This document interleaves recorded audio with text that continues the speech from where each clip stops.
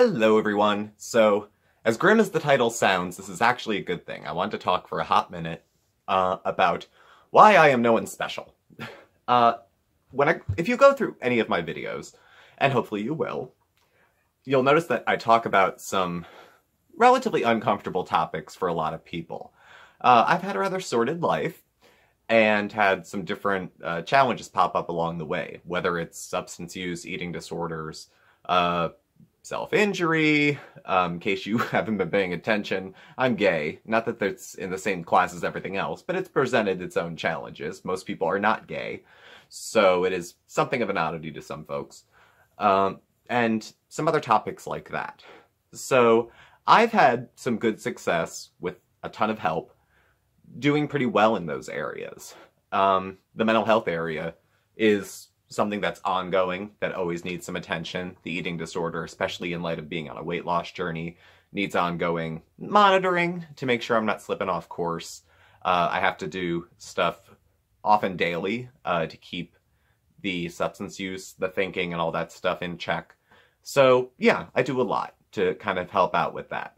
Now in my professional life, I do a bit of speaking on different mental health topics. Every so often I'll do my personal story from birth, once upon a time, whatever, and some of the challenges that came along the way. I would have to do, it would be longer than the movie Gettysburg if I had to do a whole story, in one day.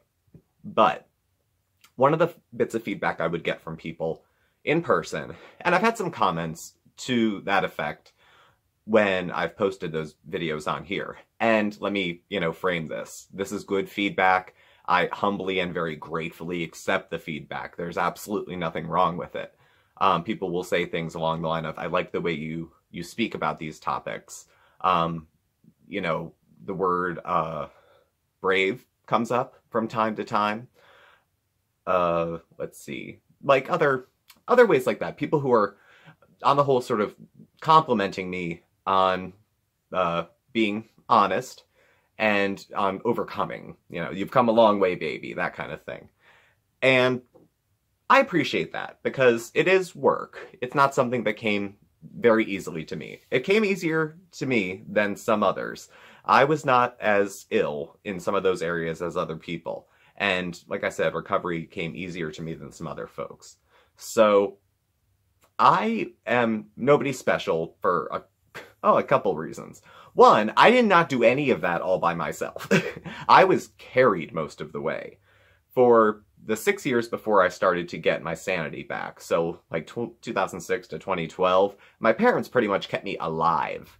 They had the biggest role in my recovery by keeping me alive long enough to get there. So if it was driving me to the hospital, or if it was, I don't know, drying me out, or any other things that they chose to do. They did that. I had good access to treatment and to therapy and to inpatient treatment. That's not the case for everybody, so I was fortunate in that way. I could go to an inpatient psych ward across town. If I lived out in a rural area, that might not be an option. I had insurance. That's not everybody's option. So I had help leading me along the way.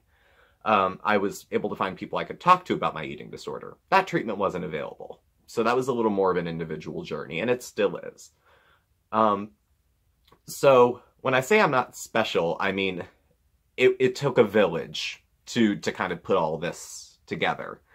And I wouldn't be still in a good spot without that. Yesterday's video was kind of touched on that a little bit.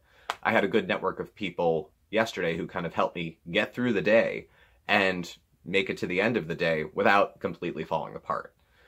So the other reason I'm not so special is that other people do the kind of thing I do all the time. People get better often. I'm not special. I am no unicorn.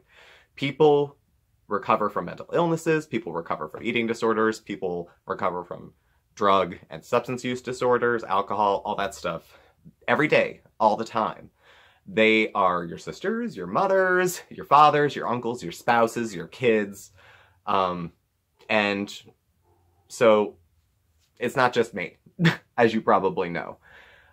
My hope in putting some of these difficult topics out there and the way I speak about them is I try to say things in a very matter-of-fact way, because these discussions are kind of hard to have. And I would hope that if you have one of those issues that I had mentioned, or others, because again, I don't have, certainly don't think I have the patent on human suffering. There are people who suffer worse, and there are people much braver than I. I am not in the military, I'm not a first responder, I'm not a policeman. You know, my experience of pulling my head out of the toilet is probably not on par with being on the front lines in Syria. So, you know, just to keep things in perspective here, my own challenges are not as the same as other people's challenges. So, putting that, you know, bit aside. But if someone's dealing with one of a similar challenge that I was, maybe they can see that you can live well even if the challenge is still ongoing or it flares up time to time. Or if you're a family member of someone who deals with one of those, you can find a way to have an easier discussion with another individual that you know who might be having a similar problem, or that you can maybe get some insight from something that I've said. You can take something away from it. That's the only way I know how to stay well too, is to talk about it and to keep it very matter of fact.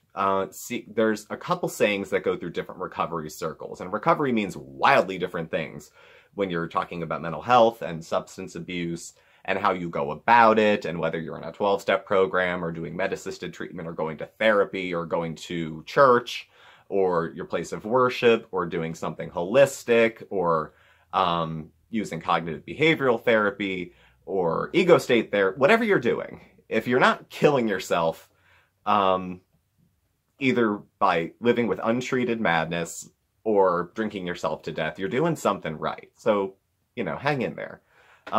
If you're a drinker and you don't like 12-step programs and you don't want to go and you think it's the only way to get sober, I went right out of treatment. No frontin'.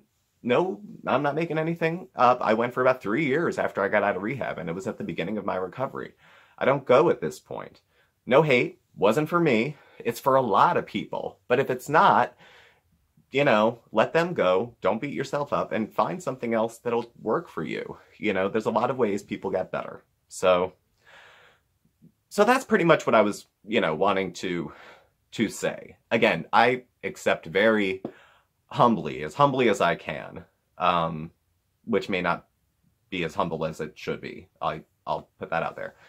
That the feedback is great, and that you know, getting through my days is something that can be a bit of a struggle. There's plenty of people that struggle more, and they struggle with different things, and there's people that are far, far braver than I. This is just me, you know, trying to live my life day to day. And, you know, maybe I have to do a few more things than other people, but just to, you know, stay this side of paper pajamas. But that's life. That's the hand I was dealt.